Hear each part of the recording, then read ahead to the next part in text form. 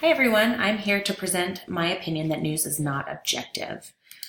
Interestingly enough, most Americans in the US do not think that the news that we find here at home is objective, and they actually tend to trust outlets that are outside of the US more than those at home.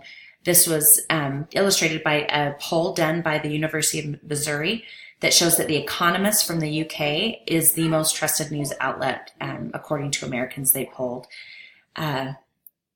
I think this happens for a number of reasons, but I'd just like to highlight a few. In the book, it says that news can never be fully objective because it's always a construction by journalists who are influenced by all sorts of limitations. So I'd like to talk about three really quick. The first limitation is that the ultimate goal of news is a commercial one, and journalists have to construct their stories in a way that attracts the biggest audiences. The second is that news organizations have to be careful not to offend their advertisers or they're out of business. So that can lead to bias. It can lead to a specific agenda.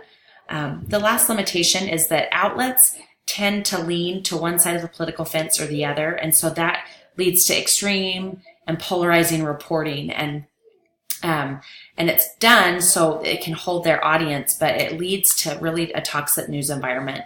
And these are just some of the reasons why I feel that the news media that we have is not objective. Thanks for listening.